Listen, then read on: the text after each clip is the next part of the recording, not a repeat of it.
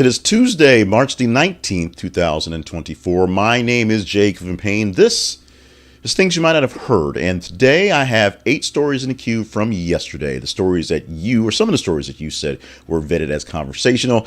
These are stories that cover information, politics, current events, and pop culture news. And we'll explain the conversational vetting process in just a bit after the headlines are all done and bring you some fun today things to keep you informed and maybe with a smile on your face. So stay tuned till the very end of the show. You have to get all that stuff at the end. Now, our website, this is conversationproject.com, and our email address, theconversationinbox@gmail.com. Check out our website to see all the things we do. Let's talk about me doing the hype stuff, and email me for more conversation on how we can do more things better or things less worse. Sometimes it is about being less worse than more better. It is what it is. Let's get into the stories today. As we said, 8 stories in the queue for today. No particular order as they're being presented here, just how they kind of fell out, but we'll give you some context on where they sort of landed in things going on, and it'll really make more sense when we get to the vetting process, how we got these 8 stories in for this morning. Headline number 1 to get to you this morning has a reading just like this, straight to the point. Well, almost straight to the point. Trump can't secure $454 million appeal bond in New York fraud case, his lawyers say. So Donald Trump is currently facing securing and problems with that. The $454 million to appeal his case in New York City for his fraud case. Now, he lost the case, so he owes $450 million. In order to appeal, you have to put up the money first or put up a bond for it so that in case you lose again, you actually have the money. You're not just trying to get out of skipping and paying it. The man who says he's so rich can't come up with $500 million. And 30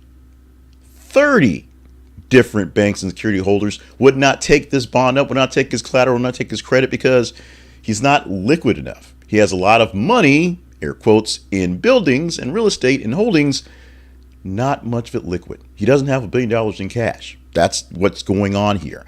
So the person I had the nice little Twitter fight with back and forth about how he can just, refinance a building and make that cash happen is wrong. And I'm going to say that right now. But the big deal is he has to figure out something going on, or he's just going to owe the money, because if he doesn't appeal, he has to pay up. If he appeals and loses, he has to pay up. He's got a lot of money tied up into his fees for running for president. And with so many people raising money from those donations to go for his legal cases, some people are getting wind of what's going on and not falling for the grift. That's essentially what's happened this time. And of course, so owes E. Jean Carroll like $90 million for her case, which they actually found some bond for. Let's go to story number 2. This one is straight to the point. This one is the biggest deal of what's going on. Even though Trump not having money is a big deal, this one is a even bigger deal, and no one really sure why, but it is what it is. Sorry for watching, if you're watching the video, not quite editing it out. But we used the Yahoo News site to get this linked story, which is reported Kate sightings failed to quell speculation about her health. This is another picture of Kate and William. This, I believe, is a real picture of Kate and William. There are other pictures out there that seem to be extra fake as well. And now William's going to come out onto the scene to talk about his wife, to make sure you know that she is alive. She has not been cloned. She has not been, organs have not been chopped up. Whatever you can believe on the tail end of all conspiracy theories, Kate is okay, just recovering from the surgery on her abdomen. Why abdomen surgery? We're not going to tell you that, but we're telling you she is okay. That's what we're going to tell you. Another fake sighting, or somewhat sighting, turned out to be not quite there, and people are just sort of wondering what the hell is going on right now in the UK. We all are, for some strange reason. So many people, because the cover-up is usually more of a crime than the actual crime. The cover-up's turning up into something that's making everybody a royal watcher, at least watching for the shoe to drop for this royal story. Let's get into business news this morning. Starting off with the story at number 3, Joann Fabrics and Crafts files for Chapter 11 bankruptcy. What does that mean? That doesn't mean they're necessarily going away. Chapter 11 is bankruptcy protection that lets them reorganize their finances and try to get some deals with some creditors so they can stay alive. Get that, stay alive. Despite the bankruptcy filing, Joann assures the stores and website will continue to operate as usual. No issues that you'll see from there, allowing customers to shop without any interruption as they're working to get things back in order. Bankruptcy is part of the broader effort to manage the debt and secure a more stable financial future for Joann's Fabrics and Crafts. Now, I know some folks who actually work there, and it's a very fine store. If you're into fabrics and craft things like that, building things. An 81-year institution, so this is something that if it goes away will have an impact on people who shop in general and crafting folks in particular. But this is essentially the sign of the times. The very, very large retail stores, this place like Joann's must have a lot of inventory for people to come in, but less people are coming through the stores, and the warehousing and websites make the cost and the margins so small and tiny that it's hard to maintain. That's what's happening with a legacy like Joann, and we will see if they can survive this bankruptcy reorganization. A new study shows that no brain injuries were among the people who suffer from the Havana syndrome patients, those folks out there. A study came out saying that there's no actual brain injury for people who suffer from the Havana syndrome. If you remember this, there are people who were working in Cuba who all of a sudden had strange headaches and strange issues with their head and just could not function. Most of them worked in the U.S. Embassy in Cuba right around 2016. A new study showing that there are no actual brain injuries can be found from these people. Now, despite the speculation that rumors going around of all sorts of sonic weapons and things used to attack them, there has been no actual reason for Havana syndrome. No actual reason that's been basically ruled out as this is why they have this thing. Since there have been no brain injuries found, there's also can't really find a correlation with that as well. It is a serious issue, and these things, no one's saying it did not exist, did not happen, but the problem is it's hard to trace it back, something like this.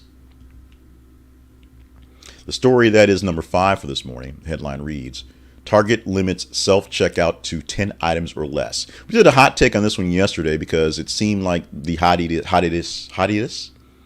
of hot takes to do. But this is a story that comes back to you essentially. Basically, people don't like self-check. I happen to like self-check. I love the big self-check where I can go through and scan things, put them in there. I love the Walmart large self-check.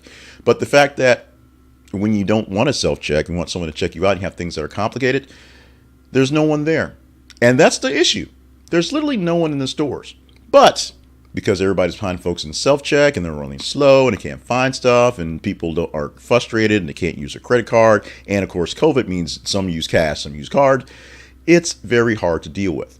So what is Target doing? They had a pilot program where 10 stores actually had 10 items or less scanner times. And here's the kicker, more people in the checkouts. So more people to actually scan your stuff, which is probably what they need in the first place.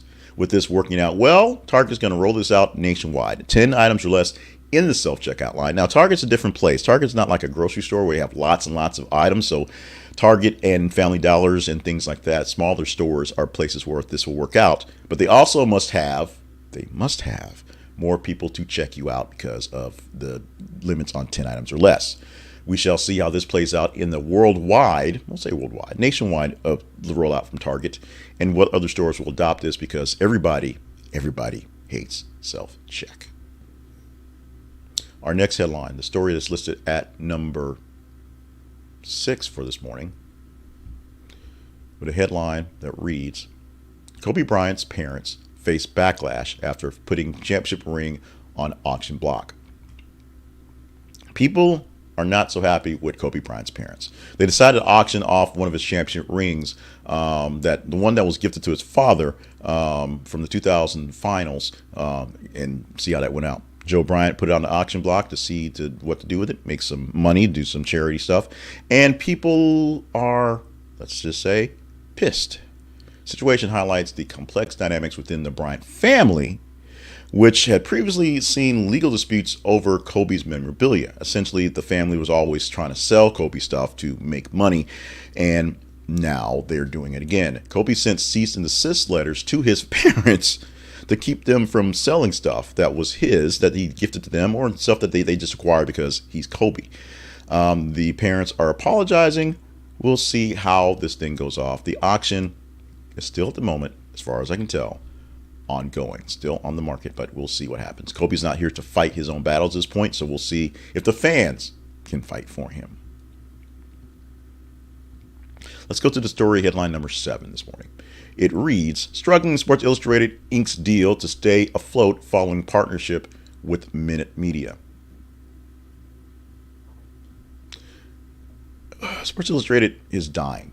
Newspapers and magazines are dying. Sports Illustrated was the quintessential king of sports entertainment, sports memorabilia, sports actual industry in learning and knowing and reporting on sports, because it did it with pictures. Sports Illustrated, great pictures, great stories with the pictures, and very long, in-depth stories that went into detail on these things. We don't read that way anymore. We don't read that way in general anyway, and we don't wait for the pictures and wait for the story to unfold. We're looking for hot takes quick. So a new partnership is now up with a company called Minute Media. Partnership was announced yesterday, designed to help the iconic magazine stay in operations at least for a little bit longer. It reflects the basically effort to navigate the landscape that is what it is, print media and digital transformation. Print media does not work well with digital transformation, and trying to maintain the legacy brand, and at least the legacy work, has been a challenge for Sports Illustrated. And finally, the number 8 story for this morning, and it's more kicker because we got to kick somebody, is Tucker Carlson, who was pranked by YouTubers pretending that they edited Kate Middleton's photo.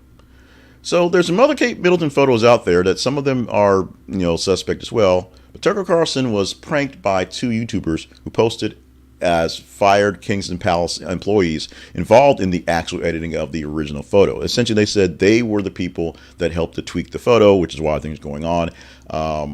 And Tucker Carlson fell for it because he falls for those things. Or let me say like this. Maybe he doesn't so much fall for those things, but he's looking for those things that are just so outlandish it brings people's eyeballs in, and they tend to fall through in the wash. Check out the link for the story for the full details on what happened. But Tucker Carlson got a Baba Booey, if you will, where he pulled in a guest that was supposedly an expert on something. Essentially, they were the people that got fired for the Kate photo, the original Kate photo, and they were not in the apologies, errors, and omissions section. We have a story that is really, really interesting, and that's being omitted today. I'm apologizing for yesterday. We had apparently a bunch of lag issues. Hopefully those have been fixed. Some issues going forward, because that's really getting in the way of getting things done here on this week. And we had some new additional things that didn't quite work as well, partially because of technical issues and the lag issues. So we apologize for the tech stuff. This should be a weird week because we have spring break, so I have less work at the day job. So I'm tweaking some things here in my off hours, and yesterday was not a good example. Hopefully today the lag and the sync issue is taken care of. As far as omitted stories, this is one that's really interesting. Dallas Cowboys, Leighton Vander Esch is medically retiring at the age of 26. Jerry Jones is very proud of the work that he had with this guy. Of course, you say that when he leaves. But Vander Esch is a linebacker, and he's announcing medical retirement at 28. This says 26. This says 28. So everything's all weird. The headlines are off. The reading's off. Apologize for that. I'm going to apologize to the robot editor for that one. So Vander Esch played for the team in the last couple of years. His retirement follows Cowboys' decision to release him last Friday because of salary cap reasons. And then essentially he decided, he's too old for this stuff at 26, 28, whichever. It's a weird thing because football players have an average age in football years of about 4 to 5 years in the pros. If you get 10 years in the pros, you're doing great. If you're Tom Brady, there's something really wrong with you, or you made a deal with the devil. That's basically where you're at on those issues. A 4-year career for most people who aren't superstars, who have no reason to keep pushing, is a big deal. And that's basically what we got for Vander Esch. Let's go to our teaser story for this morning. This is a story that we could talk about, which we'll call it a tease, in the upcoming day. Tomorrow, to be exact. So will we talk up this story tomorrow, to be exact? It's all up to you. Now, what you do to validate a teaser story, let's go to our Facebook and Twitter/X feeds. Facebook is facebook.com/thisisconversationproject, and twitter.com/th_conversation, and you just engage in the story. The higher engagement score we get, better chance we'll talk about it. Today's headlines, the 8 stories we had in headlines, and the story that we had as the omitted one, because not enough time to get that one. That was actually a number 6 story of the top 15 of the day. So that's how big that story actually came up in your engagement. You just chat it up in our feeds. You hit the buttons to give us the little smiley faces, or the mean faces, or the laughing faces. The more you engage in the story, the more chance you have to talk about it tomorrow. Top 15 stories of the day get consideration for the 8 stories we present to you in the headlines. Will this one be a headline? So yesterday, we teased a story about Netanyahu snapping back at the West and at the U.S. for the criticism and being accused of losing his way with the Gaza issue. We're not talking about that day. It did not make a top 15 story. It was not too far off, but not quite in the range to chat up. But this story, I think this story has some legs. The headline reads, California lawmakers propose reparations, but not cash payments. Reparations are a big deal to a lot of people. People both for, because that means they're getting something, and against, because that means they think they're getting something taken away. Now, California has been playing the reparations game, or trying to do reparations for quite some time, and now they have a plan that does not give you any money, which sort of is the point of reparations, whether you're for them or against them, to give you compensation to make up for past wrongdoings. How will this work? You must read the story. You must engage in the story and tell us what you think about it. You can hate it if you want to. Just engage in it so we know which one to talk about. And we will chat it up tomorrow if you deem this one of the top 15 stories over today. It's that simple. Engage today, chat it up tomorrow. Will we talk the story tomorrow? Only you can make that decision. You can also decide to help a brother out with the project. This project is from the Conversation Project and from More Better Media, from the larger scale and More Better Media. This is one of my newer books. This is a book I published right before the beginning of the year to basically kind of get ready for the year for people who are looking for a brand new change. It is called These Will Get You the Job. Now, if you just think I'm just some sort of news junkie that reads news stories poorly, you're wrong, because I'm basically a media junkie who reads all things poorly. But what I really do, is I take larger pieces of content, turn it into smaller, more digestible pieces of content, such as this thing here, and give you something to work on. This book covers 13 different attributes that people are looking for to hire new people. And how I cover it is I give you details on how to expand on those attributes. And the final chapter, probably the best chapter of the book, is actually a chapter that tells you how to navigate when people try to exploit those things. So let's say you are an extremely loyal employee, and so that's a big thing you want to. You don't just jump ship at the very small things.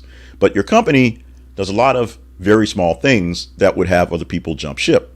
And you don't, because you don't, but you also understand that your company is screwing you around by doing these things because they don't think you'll leave. This will show you how to navigate that, how to talk to your bosses quickly about it, or how to leave. And if you're not a very loyal, it'll show you how to earn the respect of your company by showing more loyalty traits to folks. This is a very interesting book, but it's a book that may help you get that new job, or just may help you reinforce where you're working right now. Find it online. There's links to it wherever you're finding this video, audio, or piece going on, or search for These Will Get You the Job, J. Clifton Payne, on Amazon. And there's also where other books are sold as well. $10 paperback, $5 in Kindle edition. Check it out today. More promotion, but quicker promotion. This one specifically on the Conversation Project. And the Conversation Project lives online at this. It's conversationproject.com. If you want to help a brother out directly, you can go to our partnerships page and become a partner. And that means you become a person who will essentially join in the club and do more things. On Wednesdays, we shout out brand new partners for the week. So if you want to be in that shout out, today's Tuesday, make that happen. On Tuesday, today, we have a special deal where we have a $2 a holler Tuesday, where we shout you out just in general without being a full-time partner. The partnerships allow you to be a subscriber and do monthly donations. For $2, for just $2, I will shout out whatever you want me to shout out, assuming it's valid and not vulgar, on Friday. So via Venmo, via Cash App, Tuesday is your one day to get this advertisement. Send me $2 via Venmo or Cash App. That's via J. Cleveland Payne, letter J, Cleveland like the city, Payne, $2 plus your shout out, and we'll get it out there to you on this Friday. We already have some shout outs loaded up into the queue coming in yesterday. We'll explain those on Friday because not so much controversial, more loving, but a little bit of Thanks, Mom. So we'll talk about that come Friday. But if you want to get your shout out in on this Friday as well, $2 a Hollow Tuesday means $2 via Venmo and Cash App at J. Cleveland Payne gives me $2 and a shout out for Friday. Extend the show on Friday by giving me shout outs. And go to our website. This is conversationproject.com. More details on the full show. Follow us in the feeds. Email me at theconversationinbox@gmail.com. That's how you can communicate with us. Those are the most important things to do. Partnership stuff, awesome. Sponsorship stuff, awesome. Shout outs, awesome. Make sure you're engaging with us so we have the right to tell the right stories, because that's really what we're trying to do. Tell the stories that you guys want to hear as conversational. And finally, the fun stuff, as promised. Getting you out here with fun stuff for the day for March 19th. Fun stuff always begins with birthdays on the day because of the funnest of the fun stuff going forward. And we're doing a big spotlight on Bruce Willis, who is 69 years old today. It's hard to believe that he is that old or that young based on your perspective, but with what he's been dealing with in the last 5, maybe even 6 years, maybe even longer than that, what his health has been just daunting, has been just this, very sad, knowing a guy who loves people and loved to entertain folks and was lucky enough to get a job and get in a world where he could do this stuff, and then started doing all these really just terrible, bad Netflix movies. We used to call them straight to video back when we had a Blockbuster. Now they're straight to Netflix, straight to streaming, and they were just terrible. I watched a bunch of them because they were all entertaining, but still terrible. Why? Bruce Willis was ill. We did not know he was ill, and he was basically trying to bank up as much money as possible. So not much love going out to Bruce Willis. And on his birthday, 69 years old on the day. Also having birthday today, Andy Reid, once again, Super Bowl champion coach of the Kansas City Chiefs, is 66. And Ebon Moss-Bachrach from the Bear is 46 years old today. Our history lesson for today goes to 1918, where the U.S. Congress established time zones and approved of daylight savings time for the United States. The controversial measure was controversial back then, but it was a way to basically keep up with time, because the nation sprawling across the full continent and then going to eventually to Hawaii and Alaska, started to keep up with when it's 8 o'clock in the morning in the East Coast and it's 8 o'clock in the morning on the West Coast at the same time, and it's really, really dark. Time zones helped out with that. And of course, the world was going with a time zone kick, so it just sort of happened that way. It's also today Elvis Presley bought Graceland, and Michael Jackson bought the Neverland Ranch. Oddly enough, no real connection. It just sort of happened on the same day. And today, on the day that Congress approved daylight savings time, why not? Because of spring. And today is the spring equinox. Today is a day where day and night are the exact same amount of time, the exact equalness of daylight and darkness for this day. Spring equinox usually is the beginning of spring, although about 50 to 60% of the nation is going to see a freeze overnight. So there's that. But also, many parts of the nation with this freeze overnight saw record warmth in the winter, so they already have trees and plants blooming early, which is bad for the freeze happening overnight. This is where I do the insert global warming, the climate change thing here. You just insert that in your mind because you've heard it and you're gonna accept it any way you want to. But this is where the global climate change piece would go into the commentary here. We're just going to put that little marker in your head. You run it in your mind and go for that, because we're kind of out of time today. Tuesday, March 19th, 2024. My name is J. Cleveland Payne. I thank you profusely, more than once, 3 or 4 times in succession, for being a part of the family with the Conversation Project and being with us here for things you might have heard. If you're a newer listener or watcher, because we do this thing has a replay on the actual podcast live. Thank you so much for being with us. Let me know what we can do to make it better or make it not so much worse by emailing the conversation inbox at gmail.com. Consider being a partner, going to our partnerships page at our website. This is conversationproject.com. Follow the feeds on Facebook and Twitter so you know what stories to chat up, so we know what stories to chat up tomorrow. And $2 a holler, one more time. Email or Cash App or Venmo me. I know it sounds crash, but people do this. $2 to J. Cleveland Payne, and we'll get a shout out to you on Friday. Please make it clean.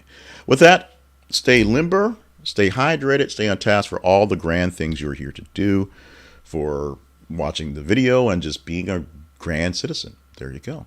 We are going to have a great Tuesday. Say it, proclaim it, make it so. Let's get out of here for this Tuesday and prepare for a great Wednesday from the Conversation Project and things you might not have heard.